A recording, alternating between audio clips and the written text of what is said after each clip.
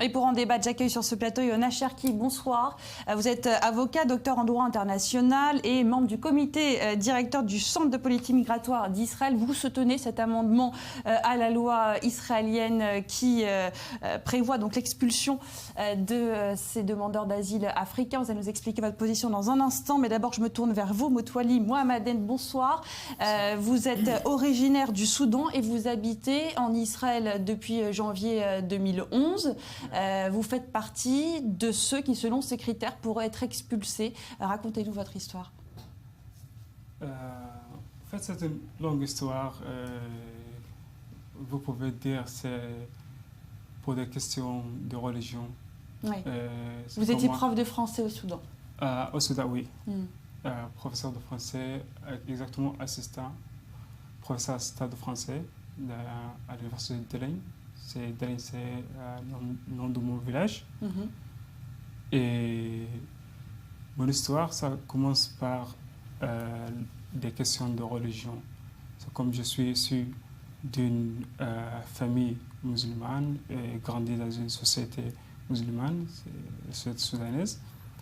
Et à un certain temps, j'ai commencé à poser des questions sur la religion et puis avoir un point de vue sur la religion, spécialement l'éducation de la religion à l'école, aux universités. C'est quelque chose que moi je suis contre et je trouve que ça forme seulement des générations qui vivent dans le passé, dans le temps de Mohammed. Et à cause de cette position, justement, on vous a menacé de mort. Voilà. Et c'est pour ça que vous avez quitté le Soudan et que vous avez peur d'y retourner. Aujourd'hui, est-ce que les autorités israéliennes se sont déjà tournées vers vous pour proposer ce fameux deal, entre guillemets, soit l'expulsion avec un chèque à la clé, soit la prison? Écoutez, l'autorité israélienne, elle voit seulement que ces gens-là, ils sont travailleurs. Ils viennent en Israël pour travailler. Et l'autorité, elle essaie toujours de montrer cette image du travailleur à travers ces médias pour les Israéliens. Et les Israéliens, ils ont cette mentalité que ces gens-là, ils sont ici pour travailler. Alors, l'autorité ne cherche pas à savoir mon histoire. Okay? Et je dis, en arrivant en Israël, 2011, j'étais à Saharonim et puis j'ai fait une interview et la personne là-bas, elle m'a posé des questions, comme on dit, bizarres. Et moi, je me demandais comment est-ce qu'à travers ces questions, ils peuvent comprendre que je suis réfugié ou non. Oui, et parce que c'est ça toute la question. Oui, allez-y, terminez. Voilà, une des questions, c'est on m'a demandé combien de ponts est-ce qu'il y a à Khartoum. Et moi, je n'ai pas pu lui dire que c'est une question stupide. Parce que lui, il est quelqu'un du gouvernement et c'est son travail. Il voudrait savoir combien de ponts à Khartoum. 4 ponts. Je lui ai répondu. Oui. Alors, si je demandais à n'importe quel Israélien ici, combien de rues est-ce qu'il y a à Jérusalem? Je serais incapable de vous répondre en tout cas. Maître, pardonnez-moi, rappelez-moi votre nom, Yona Cherki, c'est vrai que c'est toute la question qui est soulevée ce soir, c'est de savoir la distinction entre réfugiés et l'immigration économique. Qu'est-ce que vous répondez finalement à Motwali qui affirme qu'aujourd'hui, les autorités considèrent qu'il s'agit d'une immigration économique alors que sa vie est en danger? Bon, alors d'abord, un des principes fondamentaux du droit international est le principe de souveraineté. Souveraineté selon laquelle l'État régit son territoire. Selon ce principe, l'État est libre d'ouvrir ou de fermer ses portes à qui bon lui semble. La définition du statut d'une personne qui sollicite l'entrée sur le territoire national est une question qui est très importante parce qu'évidemment, elle soulève des questions d'ordre moral, juridique, politique comme nous le voyons très bien ici. Il est aujourd'hui convenu que les États sont libres de laisser entrer, de donner le droit de s'installer, le droit d'accès au territoire à tout immigrant qui demande à améliorer ses conditions de vie. Toutefois, l'État, par contre, peut tout à fait... Là c'est pas de ça qu'il s'agit. Oui, je comprends bien, mais l'État peut tout à fait prétendre aussi à ne pas octroyer ce droit d'accès pour des raisons de cohésion sociale, sécurité nationale ou des questions d'ordre plus économique. Maintenant, lorsqu'il s'agit de réfugiés, la question est tout à fait autre, elle est beaucoup plus complexe. L'État, d'une part, n'est pas contraint par le droit international à accepter une personne prétendant au statut de réfugié. Par contre, elle est, selon le principe de non-refoulement, elle est empêchée d'extrader ou de rejeter la personne vers son pays d'origine, justement là où il court un danger selon lui. Maintenant, dans ce cadre-figure-là, effectivement, il y a plusieurs manières d'analyser. Est-ce que la personne est réfugiée ou est-ce qu'elle est juste demandeur de travail? Et dans ce cas précis, on peut se référer notamment d'abord aux définitions de l'article 1er de la Convention de Genève. Là-bas, effectivement, on voit exactement qui est considéré comme un réfugié ou pas, mais surtout l'article 31 de la Convention de Genève. Et selon ces critères, est-ce que Moutmoli Mohammaden est réfugié ou pas? Alors justement, l'article 31 de la Convention de Genève stipule que une personne qui est réfugiée est une personne qui arrive directement du territoire dans lequel sa vie ou sa liberté est menacée. Or, lorsqu'on analyse le parcours géographique et les situations géopolitiques des États d'origine de ces nombreuses personnes qui prétendent au statut de réfugié, on se rend compte d'abord qu'elles n'arrivent pas directement, mais par un passage de plusieurs frontières jusqu'à Israël ou en Europe. C'est votre cas, Moutmoli Mohammaden, c'est votre cas?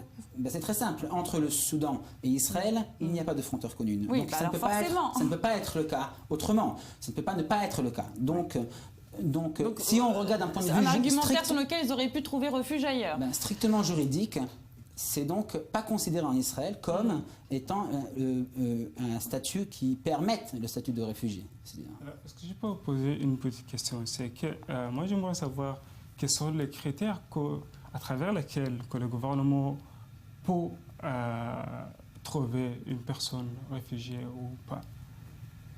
Alors d'abord, évidemment, il y a des études qui sont faites concernant la situation existant au pays d'origine, c'est-à-dire que si effectivement l'ONU ne reconnaît pas que, par exemple, un certain État est dans une situation de crise humanitaire, alors on ne voit pas exactement au nom de quoi la personne peut prétendre à une crise humanitaire dans son État, d'un point de vue strictement personnel. Indépendamment de ça, comme je l'ai dit, du moment où une personne a franchi plusieurs frontières afin d'arriver dans un État, on ne peut plus prétendre à ce statut. C'est un débat qui reste quand même très technique, mais est-ce qu'Israël, et c'est ça aussi tout le débat, n'a pas un devoir moral d'accueillir des personnes qui, comme Moutmoli Mohammaden, disent que si elles retournent dans leur pays aujourd'hui, sont menacées de mort? Alors d'abord, vous comprenez bien que l'État d'Israël et tout État au monde ne peut pas se référer qu'à la parole d'une personne. Il y a quand même des preuves à fournir, n'est-ce pas? Et les preuves à fournir sont très claires. Moutmoli Mohammaden, si aujourd'hui vous deviez passer un entretien avec ces autorités israéliennes, comment est-ce que vous pourriez prouver que vous êtes menacé de mort? Alors, j'aimerais vous dire une chose à propos de l'autorité israélienne aussi. Et c'est les agents qui ont avec les gens avec lesquels j'ai fait l'interview à Saronim, permettez-moi de vous dire clairement qu'ils sont incompétents à faire ce type d'interview pour trouver que cette personne est réfugiée ou pas. Je dis ça parce que moi, personnellement, dans l'interview que j'ai fait à Saronim, c'était dans une petite salle avec 5 personnes parlant différentes langues et posant ce type de questions. Combien de ponts à Khartoum? Vous êtes senti piégé? Et puis je lui ai demandé, cette personne qui m'a interviewé, moi, je ne peux pas répondre à cette question, combien de rues ou combien de ponts à Khartoum. Elle était très fâchée et elle a crié à mon visage. Comment est-ce que je peux parler avec quelqu'un qui crie sur mon visage et qui voudrait reconnaître que je suis réfugié? Je ne sens pas à l'aise de parler devant ces gens-là qui vont prendre une décision dans ma vie. La décision de trouver une personne... Vous êtes obligé de passer par ces autorités israéliennes qui représentent le gouvernement si vous demandez un statut de réfugié. Alors que l'autorité doit comprendre que ces agents, ils sont incompétents. Ils sont incompétents parce qu'ils ne doivent pas venir parler avec moi en me regardant comme un criminel. Et moi, je regarde cette personne qui a fait l'interview avec moi comme un stupide. C'est cette relation entre criminel et stupide, c'est ça, ça crie. Ça va créer la critère de trouver que moi je suis réfugié ou pas. Et finalement, est-ce que ces entretiens ont un intérêt? Est-ce que finalement, c'est ce que nous dit Moutwali Mohammaden, que ils sont un peu voués à l'échec. C'est vrai que il me semble, selon les chiffres, sur 34 000 adultes érythréens et soudanais, il y a seulement une dizaine de personnes qui ont obtenu le statut de réfugié. Bon, alors d'abord, je dirais que d'un point de vue des statistiques, nous ne sommes pas loin des mêmes chiffres en Europe et dans presque tous les autres pays du monde. Donc à ce niveau-là, l'État d'Israël ne fait pas exception. Obtenir le statut de réfugié déjà est une question qui est complexe.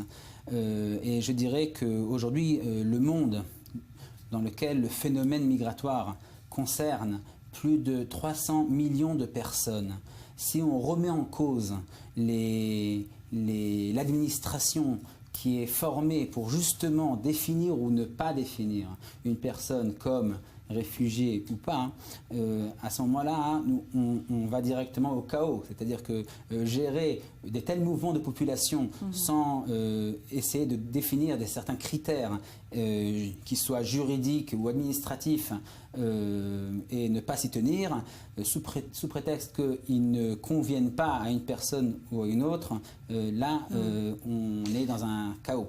Moutwali Mohammaden, les options aujourd'hui, c'est de renvoyer vers un pays tiers, donc pas vers le Soudan, votre pays d'origine, mais le Rwanda ou encore l'Ouganda, c'est une option pour vous?